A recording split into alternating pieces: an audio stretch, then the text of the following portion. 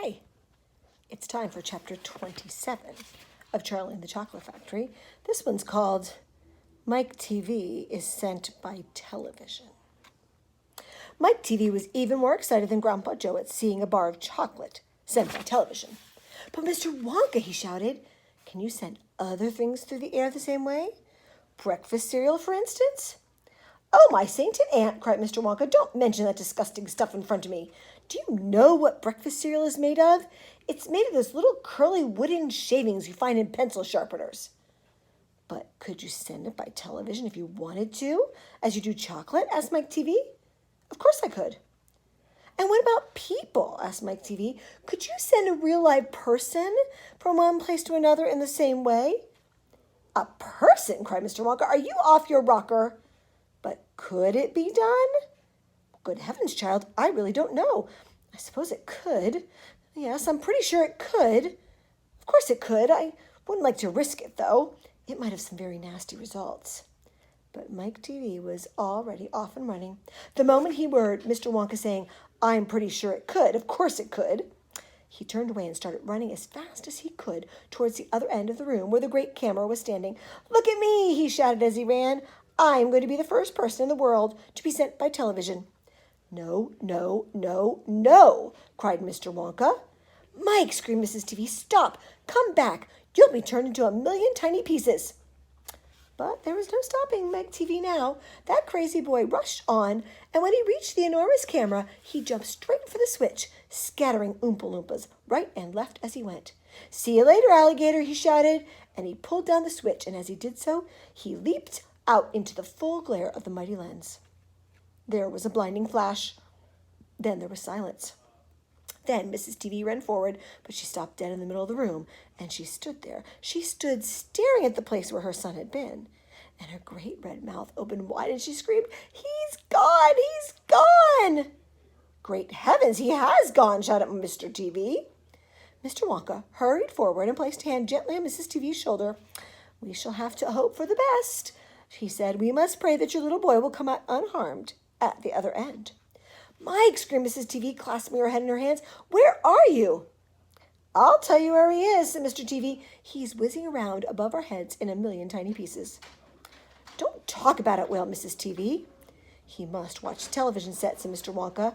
He may come through at any moment. Mr. and Mrs. TV and Grandpa Joe and little Charlie and Mr. Wonka all gathered round the television and stared tensely at the screen. The screen was quite blank. He's taking a heck of a long time to come across, said Mr. TV, wiping his brow. Oh, dear, said Mr. Wonka. I do hope that no part of him gets left behind. What on earth do you mean? Asked Mr. TV sharply. I don't wish to alarm you, said Mr. Wonka, but it does sometimes happen that only about half the little pieces find their way into the television set. It happened last week. I don't know why, but the result was that only half of the chocolate bar came through. Mrs. TV let out a scream of horror. You mean only half of Mike is coming back to us, she cried. Let's hope it's the top half, said Mr. TV. Hold everything, said Mr. Wonka. Watch the screen. Something's happening. The screen had suddenly begun to flicker. Then some wavy lines appeared. Mr. Wonka adjusted one of the knobs, and the wavy lines went away. And now, very slowly, the screen began to get brighter and brighter. Here he comes, yelled Mr. Wonka. Yes, that's him all right. Is he all in one piece? Asked Mrs. TV. I'm not sure, said Mr. Wonka. It's too early to tell. Faintly at first, but becoming clearer and clearer every second, the picture of Mike TV appeared on the screen. He was standing up and waving at the audience and grinning from ear to ear. But he's a midget, shouted Mr. TV. Mike, cried Mrs. TV, are you all right? Are there any bits of you missing? Isn't he going to get any bigger? Shouted Mr. TV. Talk to me, Mike, cried Mrs. TV. Say something. Tell me you're all right. A tiny little voice, no louder than the squeaking of a mouse, came out of the television set. Hi, Mom, it said. Hi, Pop, look at me. I'm the first person ever to be sent by television. Grab him, ordered Mr. Wonka. Quick. Mrs. TV shot out a hand and picked the tiny figure of Mike TV out of the screen. Hooray, cried Mr. Wonka. He's all in one piece. He's completely unharmed. You call that unharmed? Snapped Mrs. TV. peering at the little speck of a boy who was now running to and fro across the palm of his hand, her hand, waving his pistols in the air. Look at how tiny he is. That's going to be a problem, I think. He was certainly not more than 1 inch tall. He's shrunk, said Mr. TV. Of course he's shrunk, said Mr. Wonka. What did you expect? This is terrible, wailed Mrs. TV. What are we going to do? And Mr. TV said, we can't send him back to school like this. He'll get trod upon. He'll get squashed. He won't be able to do anything, cried Mrs. TV.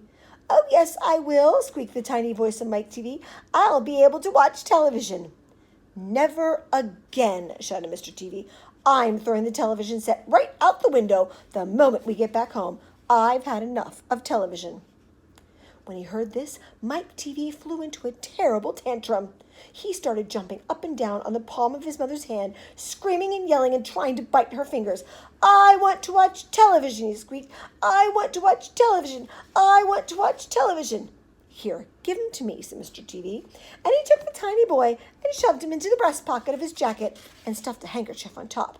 Squeals and yells came from inside the pocket, and the pocket shook as a furious little prisoner fought to get out. Oh, Mr. Wonka, wailed Mrs. TV, how can we make him grow? Well, said Mr. Wonka, stroking his beard and gazing thoughtfully at the ceiling, I must say that's a wee bit tricky. But small boys are extremely springy and elastic. They stretch like mad. So what we'll do, we'll put him in a special machine I have for testing the stretchiness of chewing gum. Maybe that will bring him back to what he was. Oh, thank you, said Mrs. TV. Don't mention it, dear lady. How far do you think he'll stretch? Asked Mr. TV. Maybe miles, said Mr. Wonka. Who knows? But he's going to be awfully thin. Everyone gets thinner when you stretch it. You mean like chewing gum? Asked Mr. TV. Exactly. How thin will he be? Asked Mrs. TV anxiously. I haven't the foggiest idea, said Mr. Wonka. And it doesn't really matter anyway because we'll soon fatten him up again. All we'll have to do is give him a triple overdose of my wonderful super vitamin candy. Super vitamin candy contains huge amounts of vitamin A and vitamin B. It also contains vitamin C, vitamin D, vitamin E, vitamin F, vitamin G, vitamin I, vitamin J, vitamin K, vitamin L, vitamin M, vitamin N, vitamin O, vitamin P, vitamin Q, vitamin R, vitamin T, vitamin U, vitamin V, vitamin W, vitamin X, vitamin Y, and, believe it or not, vitamin Z. The only 2 vitamins it doesn't have in it are vitamin S, because it makes you sick, and vitamin H, because it makes you grow horns on the top of your head like a bull. But it does have in it a very small amount of the rarest, most magical vitamin of all, vitamin Wonka. And what will that do to him? Asked Mr. TV anxiously. It'll make his toes grow out until they're as long as his fingers. Oh, no, cried Mrs. TV. Don't be silly, said Mr. Wonka. It's most useful. He'll be able to play piano with his feet. But Mr. Wonka, no arguments, please, said Mr. Wonka. He turned away and clicked his fingers 3 times in the air. An Oompa Loompa appeared immediately and stood beside him. Follow these orders, said Mr. Wonka, handing the Oompa Loompa a piece of paper on which he had written full instructions. And you'll find the boy in his father's pocket. Off you go. Goodbye, Mr. TV. Goodbye, Mrs. TV. And please don't look so worried. They all come out in the wash, you know, every one of them.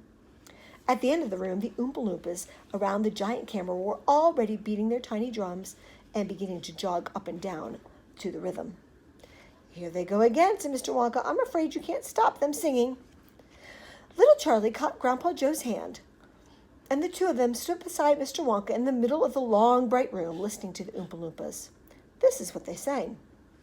The most important thing we've learned so far as little children are concerned is never, never, never let them near your television set. Or better still, just don't install the idiotic thing at all. In almost every house we've been, we've watched them gaping at the screen. They loll and slop and lounge about and stare until their eyes pop out. Last week in someone's place, we saw a dozen eyeballs on the floor. They sit and stare and stare and sit until they're hypnotized by it, until they think they're absolutely drunk with all that shocking, ghastly junk. Oh, yes, we know it keeps them still. They don't climb out the windowsill. They never fight or kick or punch. They'll leave you free to cook the lunch and wash the dishes in the sink. But did you ever stop to think, to wonder just exactly what this little thing does to your beloved tot? It rots the senses in your head. It kills imagination dead. It clogs and clutters up the mind. It makes a child so dull and blind he can no longer understand a fantasy, a fairyland. His brain becomes as soft as cheese. His powers of thinking rust and freeze.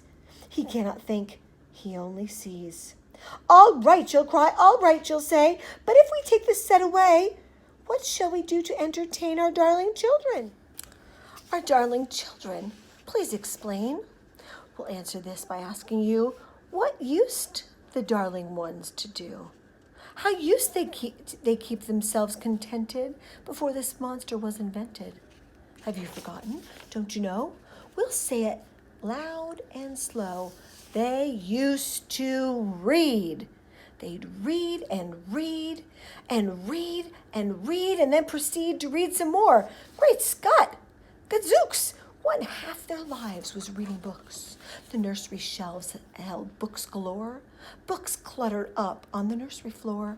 And in the bedroom by the bed, more books were waiting to be read. Such wondrous, fine, fantastic tales of dragons, gypsies, queens, and whales, and treasure isles and distant shores where smugglers rowed with muffled oars, and pirates wearing purple pants, and sailing ships and elephants, and cannibals crouching round the pot, stirring away at something hot. It smells so good, what can it be? Good gracious, it's Penelope.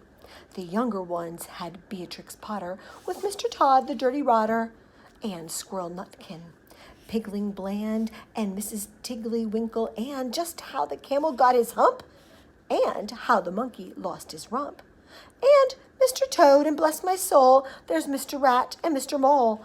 Oh, books, what books they used to know, those children living long ago. So please, oh please, we beg, we pray, go throw your TV set away. And in its place you can install a lovely bookshelf on the wall. Then fill your shelves with lots of books, ignoring all the dirty looks, the screams and yells, the bites and kicks, and children hitting you with sticks. Fear not, because we promise you that in about a week or two of having nothing else to do, they'll now begin to feel the need of having something good to read. And once they start, oh boy, you'll watch the slowly growing joy that fills their hearts. They'll grow so keen, they'll wonder what they'd ever seen in that ridiculous machine, that nauseating, foul, unclean, repulsive television screen. And later, each and every kid will love you more for what you did. P.S. Regarding Mike TV, we very much regret that we shall simply have to wait and see if we can get him back his height. But if we can't, it serves him right. Here they are singing. And that's the end.